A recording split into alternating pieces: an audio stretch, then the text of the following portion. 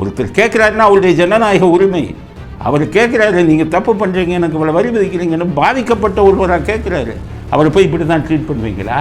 கூட்டிகிட்டு போய் மன்னிப்பு கேட்க வச்சு, மன்னிப்பு கேட்டு வந்ததை வீடியோ எடுத்து அதை போடுற கேவலமான வேலையை ஒரு ஐபிஎஸ் ஆஃபீஸர் அண்ணாமலை செய்யலாமா? ஆம்பளை இருந்தால் கேள்வி கேட்க மாட்டாங்களா? உங்கள் மோடி பிரைம் மினிஸ்டரை பார்த்து மொய்த்ரா எம்பி என்னென்ன கேள்வி கேட்டாங்க இதில் பார்லிமெண்ட்டில்? ஆண் பிரைம் மினிஸ்டருங்கிறதுக்காக விட்டுட்டாங்களா?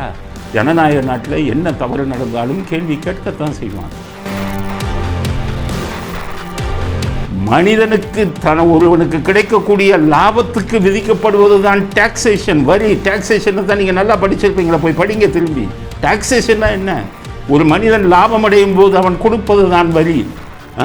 ஹோட்டலுக்கு வைக்கிறீங்களே 5%ன்னு, லாபம் அடைகிறவன் யார்? Hotel owner. கொடுக்குறவன் யார்? லாபம் அடையாமல் சாப்பிட்டவன் கொடுக்குறான். அதுவே தப்பு உங்க இதில்.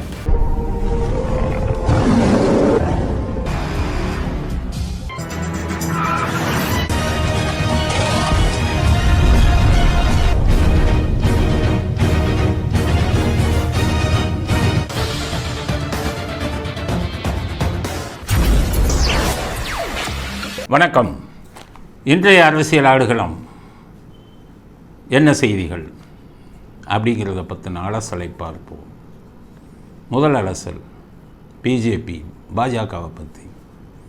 பாஜக மட்டுமல்ல, யார் தவறு செய்தாலும் எங்களுக்கு தேவையே கிடையாது. பாஜக, திமுக, அதிமுக, நாம் தமிழர், சீமான், யார் தப்பு செஞ்சாலும் சரி அதை சுட்டி காட்டுவோம்.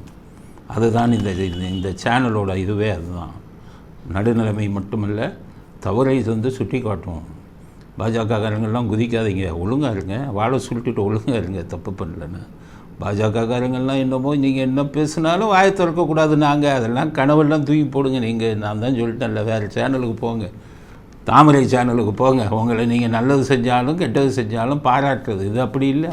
நான் தான் எல்லாத்தையும் தானே திட்டினேன். ஸ்டாலினை திட்டும்போது மட்டும் உங்களுக்கு இனிக்குது, எடப்பாடி திட்டும்போது இனிக்குதா? உங்களை திட்டினா என்ன? இப்போ எவ்வளவோ பரவாயில்ல, பாஜக ஆதரவாளர்கள்லாம் நம்ம சேனலில் உண்மைன்னு தெரிஞ்சு அவங்க சப்போர்ட் பண்ணுறாங்க, யாரும் எதிர்க்கிறதில்ல. ஒரு சில புல்லுரிமைகள் இருந்துக்கிட்டு அதெல்லாம் உங்களெல்லாம் எப்படி கட் பண்ணுறது, உங்களை எப்படி இது பண்ணுறதுலாம் எங்களுக்கு தெரியும். அதனால் இங்கே பார்க்கணுமா நாட்டில் என்ன நடக்குது, அதில் உண்மை நிலை என்ன, அதை என்னுடைய கருத்தை நான் சொல்கிறேன். உங்கள் கருத்தை நீங்கள் கரெக்டானு பார்த்துக்கோங்க, அவ்வளோதான். நேற்று பாஜக விஷயத்தில் அந்த hotel owner, Coimbatore Annapoorani hotel owner Srinivasan மனம் திறந்து நிர்மலா சீதாராமன் நிதி அமைச்சரை அவர் முன்னாடி ஜிஎஸ்டி இப்படி அதிகம் போடுறீங்க, ஸ்வீட்டுக்கு 5% போடுறீங்க, காரத்துக்கு 12%, உணவு சாப்பிட்ற எல்லாத்துக்குமே ஒரே வகையான ஜிஎஸ்டி போட வேண்டியது தானே? கேட்குறவங்களுக்கு பதில் சொல்ல முடியலை. இதை கேட்டது என்ன தப்பு? நீங்கள் வானத்திலேருந்து குதிச்சிட்டிங்களா? பாஜகவை கேட்குற வானத்திலேருந்து குதிச்சிட்டிங்களா? நீங்கள் என்ன செஞ்சாலும் கேட்கக்கூடாதா? தலையாட்டிக்கிட்டே போகணுமா? ஜிஎஸ்டியை உலகத்திலேயே அதிக ஜிஎஸ்டி விதிக்கிறது வெக்கங்கட்ட கேவலமான அரசு இந்த அரசாங்கம், பாஜக அரசாங்கம். 28% போடுற ஜிஎஸ்டியை உலகத்தில் எங்கேயாச்சும் கேளுங்க. ஆழத்தில் விட்டுட்டு போங்க. உங்களுக்கு எதிர்ப்பான விஷயம் ஜிஎஸ்டி, அது எப்போவுமே பேசுவோம். பிரைம் மினிஸ்டரானே இதாக இருந்தானே, யாராக இருந்தானே, தப்புனா தப்பு தானே.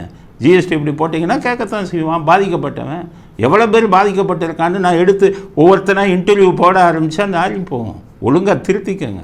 கேட்டால் சில மேதாவதிகள் அது ஜிஎஸ்டி கவுன்சில் தான் போடுது, அந்த ஸ்டேட், அது நிர்மலா சீனிவாசனை சேர்ந்து சொல்கிறது தான் முட்டாளாக்குற விஷயம்.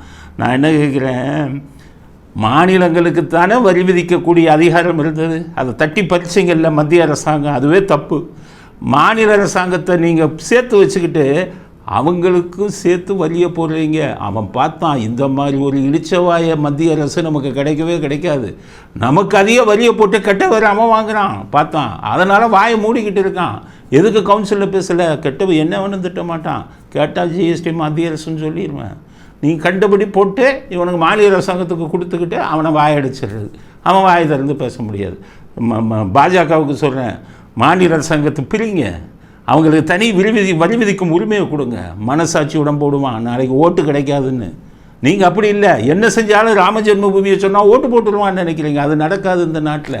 இந்த நாட்டுக்கு தேவை நல்ல அதிக அரசாங்கம், நல்ல நிர்வாகம், ஆட்களை பற்றி கவலை இல்லை. மக்களை நீங்கள் துன்புறுத்தினால் முதல் குரல் கொடுக்குறவங்க நாங்கள் தான். எவ்வளவு கஷ்டப்படுறாங்கன்னு தெரியும். நீங்கள் இந்த பாஜக பேசுகிறோம்னா நீங்கள் ஒரு நாளைக்கு ஒரு ஆள் 2 ஆளை பார்ப்பீங்க. நாங்கள் 50-100 பேரோட பேசுகிறோம் ஒரு நாளைக்கு வழக்கு விஷயமா. எவன் பாதிக்கப்பட்டிருக்கான், எவன் இது பண்ணியிருக்காங்கிற விஷயம்லாம் எங்களுக்கு தெரியுது. அதனால் எங்கள் அனுபவத்தின் அடிப்படையில் சொல்கிறேன். அந்த ஒரு வந்து அன்னபூர்ணா அந்த ஓனர் சீனிவாசன் வந்து ஓப்பனாக கேட்டார். தப்பு என்ன இருக்குது கேட்டார். உடனே உங்களை கேள்வி கேட்கக்கூடாது. நீங்கள் அராஜக ஆட்சி பண்ணுவீங்க, முட்டாள்களை சாம்ராஜ்யம் நடத்துவீங்க, உங்களை கேட்கக்கூடாதா? அதுதான் நான் கேட்குறேன். அவரை போய் இந்த வானதி சீனிவாசன் ஒரு ஆள் போதும் பாஜக அழிக்கிறது. வானதி சீனிவாசன் அவரை போய் பார்த்து எப்படி நான் இருக்கும்போது நிதியமைச்சரை பற்றி பேசலாம், ஏன் நிதியமைச்சரை பற்றி பேசக்கூடாதா? நிதியமைச்சர் ஜனநாயக முறையில் வந்தவங்க தானே, கேள்விக்கு பதில் சொல்லி ஆகணுமே. யாராக இருந்தானே உங்கள் பிரைம் மினிஸ்டரே கேள்விக்கு பதில் சொல்லி ஆகணும். நிர்மலா சீதாராமன் எப்படி வானத்திலிருந்து குதித்தவர்களா?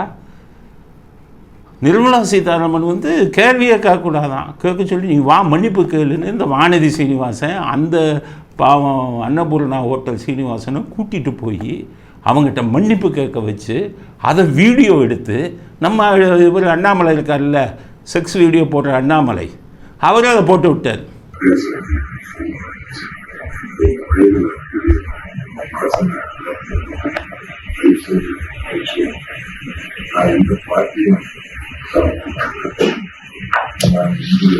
அவர் போட்டார்னு யாருக்கும் தெரியாது. இன்றைக்கி மன்னிப்பு கேட்குறாரு, அவரே தெரியாமல் போட்டேன் அப்படின்ட்டு வெக்கம் இல்லாமல் மன்னிப்பு கேட்குறீங்களே. நான் சொல்கிறேன்னு தப்பாக நினைக்காதீங்க. பல ஐபிஎஸ் அதிகாரிகளை பார்த்தவன். ஐபிஎஸ் அதிகாரிகள் ரொம்ப டிசிப்ளினாக இருப்பாங்க, தப்பே செய்ய மாட்டாங்க. உங்களை பார்க்கும்போது நீங்கள் எப்படி ஒரு ஐபிஎஸ் அதிகாரியாக மாறினீங்கன்னு எனக்கே தெரியல. ஒருவேளை கர்நாடகா ஐபிஎஸ்ஸாக இருந்ததுனால எப்படி இருக்கீங்கன்னு நினைக்கிறேன். தமிழ்நாடு ஐபிஎஸ் எல்லாம் அப்படி இருக்க மாட்டாங்க, டிசிப்ளினாக இருப்பாங்க, இந்த மாதிரி வேலையெல்லாம் பண்ண மாட்டாங்க. அதை தூக்கி வீடியோவை வந்து ஃபுல்லாக அவர் மன்னிப்பு கேட்குறத போட்டு ஒரு கேள்வி கேட்டாருங்கிறதுக்காக அவரை கேவலப்படுத்தி அது வைரலாகி பெரிய வானத்திலிருந்து குதிச்சிங்களா பிஜேபி. எல்லாருமே எல்லா மக்களுக்கும் சொல்கிறேன், பிஜேபிக்கு வந்து நல்ல விஷயம் செஞ்சால் ஆதரிக்கணும். நம்ம அதுக்காக மோசமான விஷயம் செஞ்சால் போய் கருணாநிதி இதில் போய் காலில் விழுவாங்க, இவங்களை ஆதரிப்பாங்களா? கருணாநிதிக்கு வந்து இது கொடுப்பாங்க, பாரத் ரத்னா கொடுப்பாங்க, கண்ணை மூடிட்டு ஆதரிச்சுக்கிட்டு இருப்பாங்களா? கனிமொழிக்கு போய் எல்லா சலுகைகளும் பண்ணுவாங்க, ஆதரிச்சுக்கிட்டு இருப்பாங்களா? அது மாதிரி தான் இதுவும் ஜிஎஸ்டியும். ஒருத்தர் கேட்குறாருன்னா அவருடைய ஜனநாயக உரிமை. அவர் கேட்குறாரு, நீங்கள் தப்பு பண்ணுறீங்க, எனக்கு இவ்வளோ வரி விதிக்கிறீங்கன்னு பாதிக்கப்பட்ட ஒருவராக கேட்குறாரு. அவரை போய் இப்படி தான் ட்ரீட் பண்ணுவீங்களா? கூட்டிகிட்டு போய் மன்னிப்பு கேட்க வச்சு மன்னிப்பு கேட்டு வந்ததை வீடியோ எடுத்து அதை போடுற கேவலமான வேலையை ஒரு ஐபிஎஸ் ஆஃபீஸர் அண்ணாமலை செய்யலாமா? என்றைக்கு சமாதிக்கு போய் கலைஞர் ஐயா நீங்களா அன்றைக்கே உங்களுக்கு ஒட்டிக்கு ஒன்று தெரியும். கருணாநிதி இந்த வேலை தானே பண்ணார். உதயகுமார் கொலையில் என்ன பண்ணார்? அண்ணாமலை பல்கலைக்கழக மாணவர் உதயகுமார் வந்து கருணாநிதியை கழுதையுடன் ஒப்பிட்டார்னு மறுநாள் கொலை செய்யப்பட்டார். அவ்வளோ பேரும் அவர் வந்து உதயகுமார் இறந்து போயிட்டாருங்கும் போது இதே மாதிரி கருணாநிதி அவங்க அப்பாவை கூட்டிகிட்டு வந்து என் மகனே இல்லைன்னு சொல்லி வீடியோ எடுத்து எல்லாத்துக்கும் கொடுத்தாரு. அந்த என்னைக்கு சமாதிக்க போனீங்களோ அன்னைக்கு அண்ணாமலைக்கும் இந்த வியாதி தொற்று கொண்டு விட்டது அப்படிங்கிறது தான் எங்களுடையது. அதனால் நீங்கள் உங்கள் அணுகுமுறையே தப்பு. பிஜேபி நீங்களும் விமர்சனத்துக்கு உள்ளவங்க தான். நீங்கள் வானத்திலிருந்து குதித்தவர்கள் இல்லை. வானதி சீனிவாசன் ஏன் இவ்வளோ கேவலமாக ஒரு எம்எல்ஏ எனக்கு சொல்லிக்க வெக்கமாக இல்லை? கேட்டவன்ட்டு வீட்டில் போய் கூட்டிகிட்டு போய் வான்னு மன்னிப்பு உங்களை நம்பி தானே மன்னிப்பு கேட்க வைக்க வராது. அதை வீடியோ எடுத்து பொது வெளியில் போடுவீங்களா? இவ்வளோ கேவலமான வேலை ராஜினாமா பண்ணிட்டு போங்க. உங்கள் எம்எல்ஏக்கே லாயக்கில்லை. நீங்கன்னா ஒரு வழக்கறிஞருக்கே லாயக்கு கிடையாது. வானதி சீனிவாசன் கேட்டால் அவர் வானதி சீனிவாசன் என்ன பதில் சொல்கிறாரு? அந்த ஃபைனான்ஸ் மினிஸ்டர் ஒரு ஆம்பளையாக இருந்தால் அப்படி பேசியிருப்பாங்களா? இதெல்லாம் ஒரு கேவலமான பதில் இல்லை. ஆம்பளையாக இருந்தால் கேள்வி கேட்க மாட்டாங்களா? உங்கள் மோடி பிரைம் மினிஸ்டரை பார்த்து மொய்த்ரா எம்பி என்னென்ன கேள்வி கேட்டாங்க இதில் பார்லிமெண்ட்டில்? ஆண் பிரைம் மினிஸ்டருங்கிறதுக்காக விட்டுட்டாங்களா? ஜனநாயக நாட்டில் என்ன தவறு நடந்தாலும் கேள்வி கேட்கத்தான் செய்வாங்க. இதை கனிமொழி பிடிச்சிக்கிட்டாங்க. இந்த கூட்டம் இதை வந்து கனிமொழி ஒரு தமிழனை வந்து மானத்தை வந்து இந்த மாதிரிலாம் நீங்கள் டெஸ்ட் பண்ணக்கூடாது. இவங்க மானத்தை பற்றி பேசுகிறாங்க. நீங்கள் என்ன பண்ணீங்க? கனிமொழி உங்கள் கட்சி என்ன பண்ணுச்சு? விருமானந்த வாரியார் அண்ணாதுரையை தப்பாக பேசினாருன்னு சொன்ன உடனே கிருபானந்தவாதியாரை கூட்டிகிட்டு போய் அவமானப்படுத்தி அந்த அண்ணாதுரை சமாதியில் வச்சு மன்னிப்பு கேட்க வச்ச ஆளுங்க நீங்கள். அன்னைக்கு ஒரு தமிழனோட மானத்தை பற்றியோ தன்மானத்தை பற்றியோ யோசிச்சிங்களா? நாட்டு வைக்கல ஆர்எஸ் பாரதிக்கு இந்த கதை எல்லாம் தெரியும். கனிமொழி 68 பிறந்த உங்களுக்கு தெரியாது, அப்போ சின்ன குழந்தையாக இருந்திருப்பீங்க. நாட்டு வைக்கல் ஆர்எஸ் பாரதிகிட்ட நீங்கள் செஞ்ச இந்த இந்த வேலை வந்து உண்மையாக இல்லையா? நம்ம தமிழன் மானத்தை பற்றி பேசலாமா? அதனால் பாஜகவுக்கும் திமுகவுக்கும் எந்த வித்தியாசமும் தெரிவதாக தெரியவில்லை. மன்னிப்பு கேட்குறீங்களா? அண்ணாமலை ராகவன்கிட்ட மன்னிப்பு கேளுங்க. அன்றைக்கி ராகவனுடைய 6 வீடியோ எடுத்து போட்டிங்கல்ல, ஒரு ஐபிஎஸ் ஆஃபீஸர் பண்ணுற வேலையாக போட்டிங்கல்ல, ராகவன்கிட்ட போய் மன்னிப்பு கேளுங்க. அப்புறம் இங்கே வந்து பண்ணுங்க. நாங்கள் அப்போவே நினச்சோம், உங்களை ஆதரிச்சுக்கிட்டே இருந்தோம். நிர்மல்ராஜ் உங்கள் ஐடி டீம் ஒரு 420 மலைன்னு போடும்போதே நான் யோசித்தேன், இவர் கூடவே இருக்காரு ஐடி டீமில் 420 மலைங்கிறாருன்னு சொல்லி. இது அண்ணாமலை உங்களுடைய தகுதிக்கும் படிப்புக்கும் இது அழகல்ல. பாஜகவுக்கு சொல்கிறேன், இப்படியெல்லாம் கேள்வி கேட்பவர்களை, நீங்கள் செய்யக்கூடிய தப்புக்களை வந்து கேள்வி கேட்குறவங்களை அவங்கள இப்படி அவமானப்படுத்தினால் யாரும் பார்த்துக்கிட்டு இருக்க மாட்டாங்க. பாஜக தமிழ்நாட்டில் இல்லாமல் அழிந்து போகும்.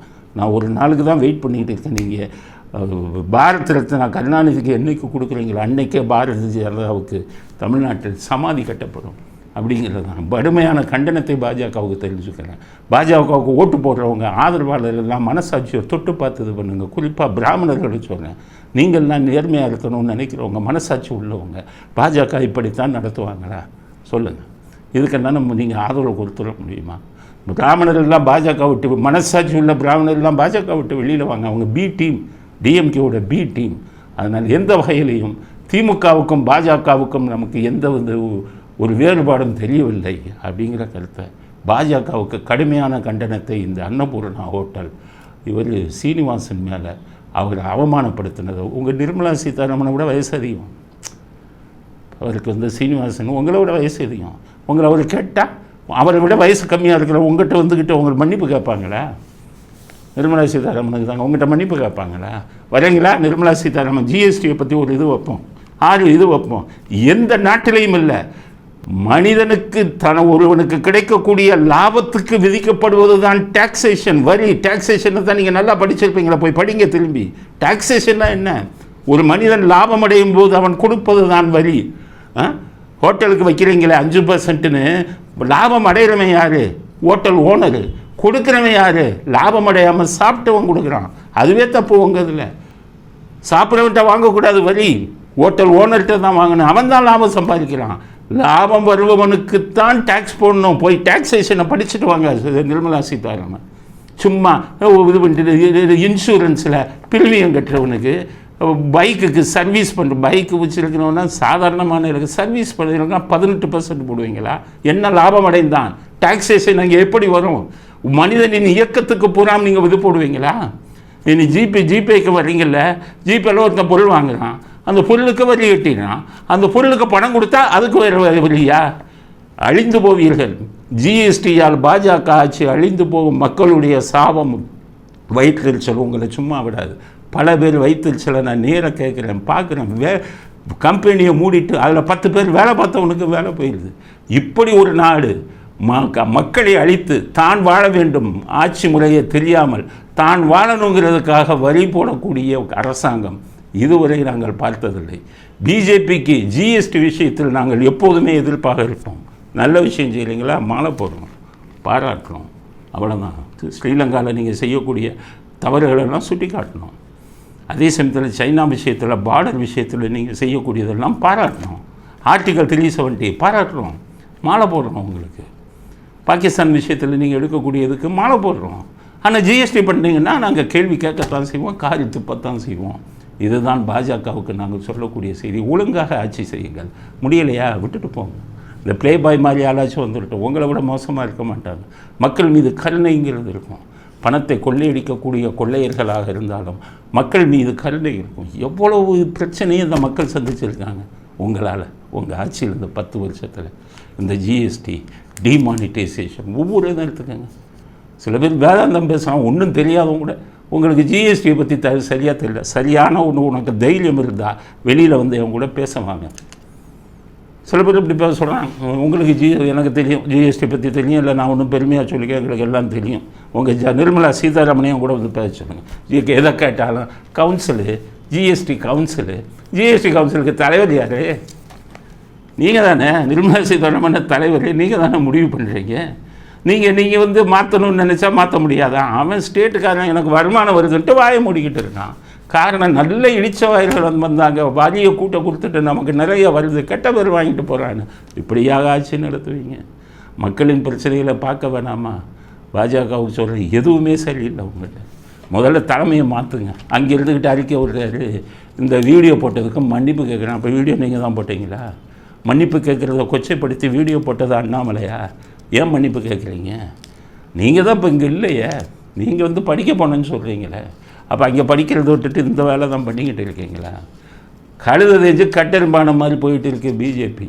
அடுத்த எலெக்ஷன் தான் டெபாசிட்டு கூட வாங்க மாட்டீங்க இந்த மாதிரி போனீங்கன்னா.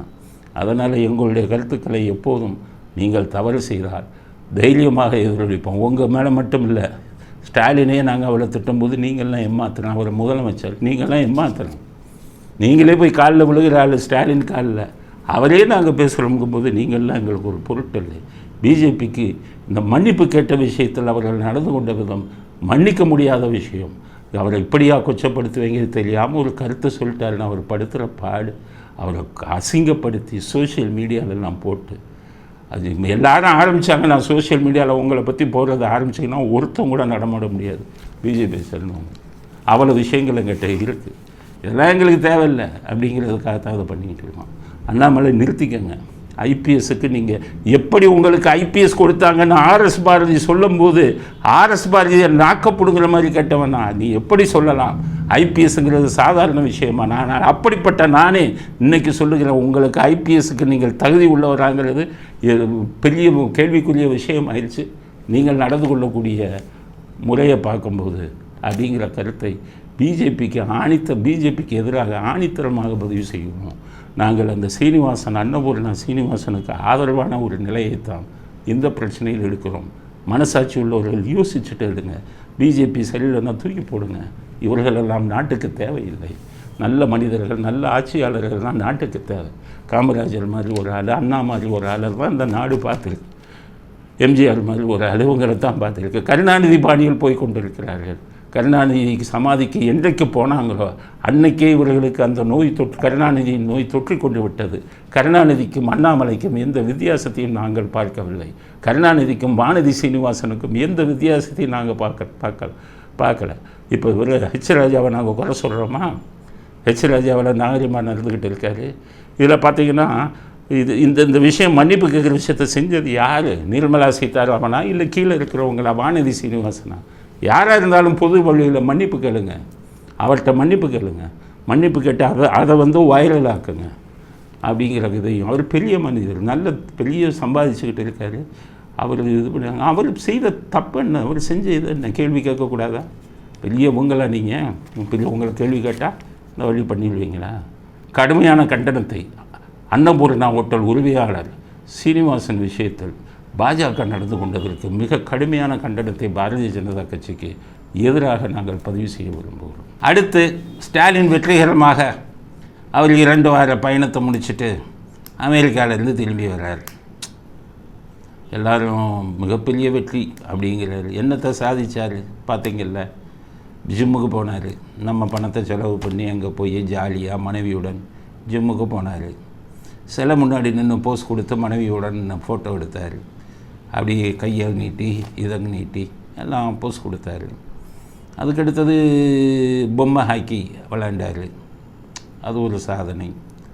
ஆள் இல்லாத காரை போனார். அது ஒரு சாதனை. சைக்கிளை ஓட்டினார். அது ஒரு சாதனை. என்ன சாதனையை பண்ணார்? நம்ம பணம் போனது தான் மிச்சம். கேட்டால் 7100 கோடிக்கு நான் வெளிநாட்டு முதலீடை ஈர்த்துட்டேன்னாரு. அந்த வெளிநாட்டு முதலீடை ஈர்த்துட்டேன் 7000 கோடி ஹெச்பி அப்படிங்கிற கம்பெனிக்கு கொடுத்துட்டோன்னு அறிக்கை விடுறாரு. மறுநாள் பார்த்திங்கன்னா மத்திய அரசாங்கம் அதே ஹெச்பிங்கிற கம்பெனிக்கு தமிழ்நாட்டில் திறக்கிறதுக்கு அவங்க வந்து ஏற்கனவே ஒப்பந்தம் போட்டிருக்காங்க. அப்போ மத்திய அரசாங்கம் போட்ட ஒப்பந்தத்தையும் சேர்த்து மாநில அரசாங்கம் போட்ட மாதிரி ஊரை ஏமாற்றிட்டு நம்மளெல்லாம் ஏமாற்றிட்டு அங்கேருந்து கிளம்பி வர்றாரு. கேளுங்க, இப்போ மிகப்பெரிய வெற்றி அப்படிம்பாங்க. டிஆர் பாலு பையன், டிஆர்பி ராஜா. ரொம்ப இனிமையான அனுபவம். ஊராங்காசில் போனால் இனிமையான அனுபவம் தான். சொந்த காசில் போயிருந்தால் தெரியும். ஊராங்காசில் போயிட்டு நான் இப்போ பொய்யை வேறு பொய்யும் போட்டு லட்சக்கணக்கான கோடின்னீங்க. இப்போ 7000 கோடியில் வந்து ஈர்த்துட்டேங்கிறீங்க. ஈர்த்ததும் மத்திய அரசாங்கம் ஏற்கனவே போட்ட ஒப்பந்தம். ஊரை ஏமாற்றி நம் தலையில் மிளகாய் அரைத்து நம்முடைய வரி பணத்தை அனுபவித்து விட்டு வந்து விட்டார் ஸ்டாலினும் அண்ட் சகாக்கள், அவருடைய சகாக்களும். இதுதான் முக்கியமான விஷயம், புரிஞ்சுக்கங்க. வந்த உடனே அவர் அதை விட்டுட்டார். எனக்கு கேள்வி கேட்போமே, எவ்வளவு இதுன்னு கேட்போமே. அதனால் எத்தனை 30,000 முதலீடு கணக்கெல்லாம் கேட்போன்ட்டு பவள விழா மாநாடு. அதாவது இவங்க வந்து திரண்டு வரணுமா? எப்படி திரண்டு வரணுமா? அலைக்கடலைன்னு அந்த கடலே உள்ளே வந்தது மாதிரி திரண்டு வரணுமா? கூவம் நதி உள்ளே வந்த மாதிரி தான் உங்கள் ஆள் வருவாங்க. அலைக்கடலைன்னு எப்படி திரண்டு வருவாங்க? எல்லாம் 1000 ரூபா கேஸை கொடுத்து கூட்டிகிட்டு வருவீங்க. என்னத்தை பெருசாக அது பண்ணுவீங்க? அதனால் பாருங்கள் வேடிக்கையை. உங்களுக்கு இதில் மாநாட்டில் அன்றைக்கி நடக்க போகிற பவள விழா மாநாட்டில் என்ன நடக்கும்? இவங்க கூட்டிகிட்டு வர ஆளெல்லாம் சேரை தூக்கிட்டு போவான், சேரை திருடிட்டு போவான். அங்கே வச்சிருக்கிற வாழை மரத்தை திருடிட்டு போவான், வாழைத்தாரை திருடிட்டு போவான். எத்தனை வீடியோ போட்டோம் உங்களுக்கு. பிரியாணியை பூரா தூக்கிட்டு போகிறான். அந்த இவங்க சொல்கிறாங்க சமயக்காரங்க கரண்டியை தூக்கிட்டு போயிட்டாங்கிறான். சார் மிளகாத்தூளை தூக்கிட்டு போயிட்டான். ஒரு சமயக்காரன் சொல்கிறாங்க சார் உப்பையே தூக்கிட்டு போயிட்டான். எப்படி ஆள் வராமல் பாருங்கள். இப்படி ஆள்களை கூட்டம் தான் பவள விழா மாநாடு. இதைத்தான் சாதனையாக, மிகப்பெரிய சாதனையாக சொல்லிக்கிட்டு இருக்காரு ஸ்டாலின். ஆக பவள விழா மாநாட்டில் இன்றைக்கி சொல்லிடுறேன், சென்னையில் இருக்கிறவங்கெல்லாம் நந்தனத்தில் வீட்டை விட்டு வெளியில் வராதிங்க. ரவுடிகளின் கும்பல் வந்து சுற்றிக்கிட்டு இருப்பான். அதையும் தூக்கிட்டு போகிறோம், உங்கள் பாக்கெட்டில் இருக்கிறத கூட பறிச்சுட்டு போகிறதுக்கு வாய்ப்பு இருக்குது. அதனால் இதையெல்லாம் பெரிய சாதனையாக சொல்லி கொண்டு இருக்கிறார் ஸ்டாலின். உங்களுடைய அராஜகமும் அக்கிரமமும் அன்றைக்கி தான் அரங்கேற போகுது மாநாடு என்ற பெயரில். உங்கள் தெரிஞ்சவர் தான் ஒரு மாநாடு வைக்கிறாருல்ல, யார்? திருமாவளவன். அவர் ஒரு மாநாடு தனி, விஜய் மாநாடை நடத்த விடாமல் பண்ணிவிட்டு நீங்கள் 2 பேரும். அவர் ஒரு நாளைக்கு ஒன்று பேசிக்கிட்டு இருக்காரு. இன்றைக்கி என்ன சொல்கிறாரு? மதுக்கடை மட்டும் நீங்கள் மூடிட்டீங்கன்னா எத்தனை விஜய் வந்தாலும் உங்களை ஜெயிக்க முடியாதான். அப்போ மூடலைன்னா விஜய் ஜெயிச்சிருவாருன்னா அவரே ஒத்துக்கிறார் திருமாவளவன். நீங்கள் மட்டும் இந்த எலெக்ஷனுக்கு முன்னால் அரசு மதுபான கடைகளை மூடினீங்கன்னா எத்தனை விஜய் வந்தாலும் திமுக தான் வெற்றி பெறும். மதுக்கடை மூடலைன்னா மதுக்கடையை ஏன் பெருசாக இவ்வளவு நாளாக எடுக்காமல், எலெக்ஷன் டைமில் எடுக்கிறாருன்னா கொஞ்சம் பேரும் அதிகம் வாங்கலான்னு நினைக்கிறாருன்னு நினைக்கிறேன். 50 கோடியை 100 கோடியாக வாங்கிட்டு 10 சீட்டை 20 சீட்டாக வாங்குறதுக்காகத்தான் பேசுகிறார் திருமாவளவன். எல்லாம் விட்டால் நீங்கள் தான் இப்போ இது யூனிஃபார்ம் கொடுத்து பெரிய இதெல்லாம் வச்சுருக்கீங்கல்ல, சொல்லுங்களேன். உங்கள் கேடரில் குடிக்கக்கூடாதுன்னு சொல்லுங்கள், குடிக்கக்கூடாதுன்னு சொல்லி திருத்துங்க. அதை அப்போ நான் ஒத்துக்கிறேன். என்னமோ திருமாவளவன் நான் சொன்னது தமிழ்நாடு அரசியல்வாதி பூரா குடிக்கிறவங்கன்னு நான் பல தடவை சொல்லியிருக்கேன். நான் திருமாவை சொல்கிறாரு நான் குடிக்கிறது இல்லைன்னு. எந்த அளவு உண்மைன்னு தெரியல. அவருக்கு நெருங்கிய நட்பு வட்டாரங்கள்லாம் நான் விசாரிக்கணும் இன்னமே. என்ன உண்மையா இல்லை ஊருக்கு தான் உபதேசம் பேசுகிறீங்களான்னு. ஊருக்கு உபதேசம் பேசினாலும் உங்கள் கேடர்களுக்கு உபதேசம் சொல்லுங்கள், குடிக்காதுன்னு. அப்புறம் தமிழ்நாட்டு மக்களுக்கு வாங்க. அதனால் மதுவிலக்குங்கிற ஒரு ஆயுதத்தை எடுத்துக்கொண்டு ஒரு மாநாடை நடத்துகிறார். இவங்க பவள விழான்னு ஒரு மாநாட்டை எடுத்துக்கிட்டு 2 பேரும் ஒரு விழா நடத்துகிறாங்க. 2 பேரும் சேர்ந்து சென்னையை இன்றைக்கி என்ன பாடுபடுத்த போகிறாங்க அப்படிங்கிறது ஆண்டவனுக்கே வெளிச்சம். உதயநிதி ஸ்டாலின் வந்து ஃபார்முலா கார் பந்தயத்தை பற்றி பேசுகிறாரு. என்னென்ன பண்ணாங்க எல்லாம் சொன்னாங்களாம். அவர் சொல்கிறார் ஏதாச்சும் ஆக்சிடெண்ட் நடக்கட்டும் அப்படின்னு வேடிக்கை காத்துக்கிட்டு இருந்தாங்க ஆவலுடன். ஆக்சிடெண்ட் இல்லாமல் பண்ணிட்டோம். சின்னதாக ஏதாவது ஒரு சின்ன விபத்து நடந்தா கூட அதை ஊதி பெருசாக்க நிறைய பேர் காத்திருந்தாங்க. இன்னும் சொல்ல போனா 2 நாய்க்குட்டி உள்ள ஓடி வந்துருச்சு. அதை கூட விமர்சனம் பண்ணாங்க. நாய் ரேஸ் நடத்துறாங்களா கார் ரேஸ் நடத்துறாங்களா அப்படின்னு. இது வந்து நடத்துறது வந்து F4, அதுவும் சிட்டிக்குள்ள நடத்துறோம். F1 ரேஸ்ல கூட உள்ள நாய்க்குட்டி, மோல்குட்டி, நான்குட்டி எல்லாம் உள்ள வந்துடும். இது கூட தெரியாத அறிவாளிகள் தான் விமர்சனம் பண்ணிட்டு இருந்தாங்க. 20 கிலோமீட்டரில் போனால் எங்கே ஆக்சிடென்ட் நடக்கும்? கார் பந்தயமாக நடத்துனீங்க, கார் அணிவகுப்பு நடத்துனீங்க, கார் ரேஸாக நடத்துனீங்க, எல்லாம் அணிவகுத்து கார் வந்தது. இந்த இதில் சுதந்திர தினத்தன்னைக்கும் குடியரசு தினத்தன்னைக்கும் டெல்லியில் எப்படி அணிவகுப்பு நடக்குமோ அது மாதிரி அணிவகுப்பு நடத்திட்டு அது பெருமையாக சொல்கிறாரு. நாயை பற்றியெல்லாம் சொல்லிட்டாங்க. வெளிநாட்டிலலாம் நாய் மான்லாம் வர்றது சகஜம் அப்படின்னு ஒரு வீடியோ எடுத்து போடுறான் டிஎம்கே ஐடி டீம். அது என்ன வீடியோ? நாய் ஓடுது, இது ஓடுதுன்னு எதையோ ஒரு வீடியோ எடுத்து இதெல்லாம் கால் பந்தயத்தில் ஓடிச்சான். அதனால் இங்கே மட்டும் நாய் ஓடினது அதிசயம் இல்லை. அப்போ நாய் ஓடினது அதிசயம் இல்லைன்னா எதுக்கு மறுபடியும் இடுங்காடு கோட்டைக்கு போனீங்க? மறுபடியும் ரோட்லேயே நடத்த வேண்டியது தானே. ஆக முகத்தில் கரியை பூசிக்கொண்டு எதுவுமே நடக்காமல் கார் பந்தயத்தை வெற்றிகரமாக நடத்தி விட்டோம் அப்படின்னு பெருமையாக பேசுகிறார். சொல்கிறார் கொங்கு மண்டலத்தில் போய் நிற்க போகிறாராம் அடுத்த எலெக்ஷனில். யார்? உதயநிதி. கொங்கு மண்டலத்தில் நிற்கிறது உங்களுக்கு ஒன்றும் பெருமை இல்லை. செந்தில் பாலாஜி பெயிலில் வர போகிறாரு, எல்லாத்துக்கும் 4000 ரூபா கொடுப்பாரு, உங்களை ஜெயிக்க வைப்பார். அது பெருமையா? உங்களுக்கு எங்கே செல்வாக்கு இருக்கோ அங்கே நின்று உங்கள் செல்வாக்கை காமிக்கணும். உங்கள் தாத்தா, நீங்கள், உங்கள் அப்பா எல்லாமே சேப்பாக்கையும் 1000 விளக்கையும் விட்டு என்றைக்காச்சும் வெளியில் வந்திருக்கீங்களா? உங்கள் அப்பா 1000 விளக்கில் தான் ரொம்ப நாள் இருந்துட்டு இப்போ தான் குளத்தூருக்கு போயிருக்காரு. நீங்கள் உங்கள் தாத்தா எப்போவுமே சேப்பாக்கு தான். ஆக சொந்த செல்வாக்கில் நீங்கள் நின்று ஜெயிப்பது தான் உங்கள் பெருமையை ஒழிய செந்தில் பாலாஜி வந்தவுடன் பணத்தை கொடுத்து கொங்கு மண்டலத்தில் ஜெயிப்போம்னு சொல்லுது இது கேலிக்குரிய விஷயம் அப்படிங்கிறத உதயநிதி புரிஞ்சுக்கணும். உதயநிதி அரசியலுக்கு வரீங்க, நல்ல விதமாக வாங்க. நீங்கள் வரக்கூடிய இதுவே சரியில்லை. நீங்கள் ஆரம்பிக்கக்கூடிய ஒவ்வொன்றும் தவறான ஒரு இதில் போயிட்டு இருக்கீங்க. மக்கள் நலனுக்காக நீங்கள் எந்த ஒரு திட்டத்தையும் இதுவரை யோசித்ததும் இல்லை, செய்ததும் இல்லை. அதனால் எலெக்ஷனில் நீங்கள் 26 ஜெயிக்கிறது அப்புறம் பார்ப்போம். நீங்கள் பாஜக மேலே உள்ள நம்பிக்கையில் அதை பண்ணுறீங்க, பாஜக அவங்கள ஜெயிக்க வச்சுருவாங்க அப்படின்னு. அந்த நாளை தான் நாங்களும் எதிர்பார்க்குறோம். உங்களுக்கும் பாஜகவுக்கும் ஒரு கூட்டணி வந்து அப்போது உங்களுக்கு எப்படி மூக்கல் போட வைக்கணும் அப்படிங்கிற நாளைத்தான் பண்ணிக்கிட்டு இருக்கோம். தெரியாமல் ரகசிய உறவு வச்சுருக்கிறவங்க உங்கள் உறவு வெளியில் வரணும். அப்போ தான் தமிழ்நாட்டு மக்கள் உங்களுக்கு எப்படிப்பட்ட பாடத்தை கற்பிப்பாங்கங்கிறது புரியும். 26 ஒன்றும் பெரிய ஜெயிச்சிருவோங்கிற மமதையில் இருக்காதீர்கள். மக்களுடைய புரட்சியே ஒன்று வந்தாலும் வரும். நீங்கள் செய்யக்கூடிய விஷயங்களை பார்க்கும்போது மக்கள் புரட்சிங்கிறது ஒன்று வெடித்தாலும் வெடிக்கும். அதுவரை உதயநிதி நம்பிக்கையோடு இருங்க. உங்கள் நம்பிக்கை என்ன ஆகிறதுங்கிறதுக்கு வருங்காலம் பதில் சொல்லும் அப்படிங்கிற கருத்தையும் பதிவு செய்ய வரும். அடுத்தது சசிகலா செய்தி, முக்கியமான செய்தி. போயஸ் கார்டனில் 15 கிரவுண்டில் வீடு கட்டினாங்க. எல்லாரும் இப்படியா, எங்கேருந்து பணம் வந்தது, இவங்களுக்கு என்ன தொழில்? அவங்களுக்கு தொழில் ஒன்று தான், சாராய கம்பெனி வச்சுருக்காங்க. இந்த ஜெகத்தில் வச்சுருக்காங்க, டிஆர் பாலு, மீடாஸ். இப்போவும் அது ஆளுங்கட்சி மாறிடுச்சு, என்ன வருமானம் தெரியலை. அடுத்தது ஜெயா டிவி, ஜெயா மேக்ஸ், அதெல்லாம் நஷ்டத்தில் ஓடுது. இவங்க பணத்தை செலவு பண்ணி பேருக்கு நடத்துகிறாங்க. 15 கிரவுண்டில் வீடை கட்டினாங்க. பிஜேபிக்கு நன்றி சொல்லி, பிஜேபி தான் அதெல்லாம் அட்டாச் பண்ண ப்ராப்பர்ட்டி எல்லாம் 400 கோடி ஃபைன் அடிச்சுட்டு எத்தனை கோடி பிஜேபி வாங்கினாங்கன்னு தெரியல, விட்டாங்க. கட்டிக்க 15 கோடி கிரவுண்டுன்னு 45 ரூமு கட்டிட்டாங்க. இவங்க ஒரு ஆள் எப்படி இருக்க முடியும்? கூட யார் இருந்தாங்க? இளவரசி, அவங்க அண்ணனுடைய மனைவி, இறந்து போன அண்ணனோட மனைவி, அவங்க கூடவே இருந்தாங்க. இப்போ குடும்ப சண்டை வந்துட்டு அவங்களும் போயிட்டாங்கன்னு சொல்கிறாங்க. 45 ரூமில் ஒரு ரூம் போக 44 ரூமுக்கு ஆள் வேணுமே. அவருடைய தம்பி இருக்கார் திவாகரோட குடும்பத்தை பூரா அங்கே கூப்பிட்டுக்கிட்டாங்க அப்படின்னு தினமலரில் செய்தி வந்திருக்கு. அப்போ திவாகரை கூப்பிட்டு அவங்களுக்கு ஒரு 4-5 ரூம் கொடுத்து உக்காந்துடலாம் அப்படின்னு முடிவு பண்ணியிருக்காரு. பிஸ்னஸ் எல்லாம் பிரிச்சுட்டாங்க. மீடாஸ் சாராய தொழிற்சாலையை இவங்க திருப்பி வாங்கிட்டாங்க, அவங்க பேரில் இருந்தது. ஜெயா டிவி எல்லாத்தையுமே இவங்க திருப்பி வாங்கிட்டாங்க. தினகரன் குரூப்பை ஏற்கனவே விரட்டிட்டாங்க. தினகரன் ஏற்கனவே இவங்க ஜெயிலிருந்து வரும்போது ஒரு 1000 கோடி இவன் கொடுத்ததாகவும், தினகரனில் 100 கோடி கூட செலவு பண்ணலை, எலெக்ஷனுக்கு 1500 கோடி கொடுத்ததாகவும், அதையும் ஒழுங்காக செலவு பண்ணலை அப்படின்னு தினகரன் அதிருப்தியில் இருந்தாங்க. தினகரனை இவங்களும் பிரிஞ்சுட்டாங்க. தினகரன் அமமுக அலுவலகம் வச்சுருக்காரு ராயப்பேட்டாவில். அதுக்கு பல வருஷங்களாக வாடகையே கொடுக்கலையா, அவங்க காலி பண்ண சொல்லிட்டாங்க. அதனால் தினகரன் எப்படி பார்ட்டி நடத்துகிறாருன்னே தெரியல. வாடகையே கொடுக்க முடியாதவங்க எப்படி எலெக்ஷனில் நிற்கிறாங்க, பார்ட்டி நடத்துகிறாங்கன்னு தெரியல. சசிகலாவிடமிருந்து போயிட்டாருன்னா தினகரன் செல்லா காசு.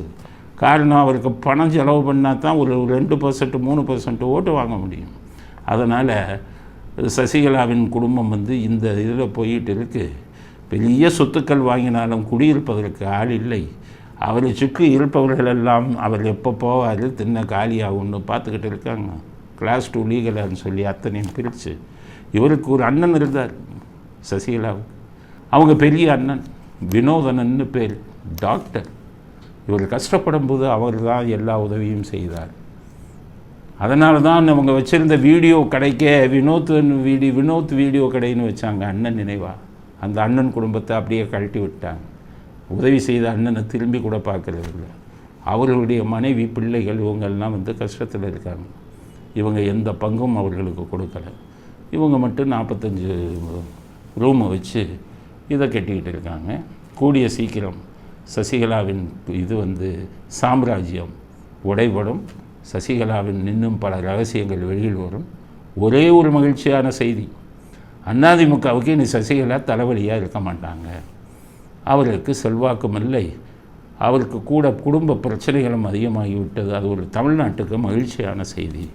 ஆனால் எடப்பாடியும் இவங்களும் சேர்ந்து என்ன கூத்தடிக்க போகிறாங்களோ அது வெயிட் பண்ணி தான் பார்க்கணும். அவங்க என்ன கூத்தடிச்சு இது கட்சியை எப்படி வழி நடத்த போகிறாங்கன்னு தெரியலை. இப்படி சிதறி கிடக்கிறது. பாஜக ஒரு புறம் முட்டாள்தனங்களை பண்ணி கொண்டிருக்கிறது.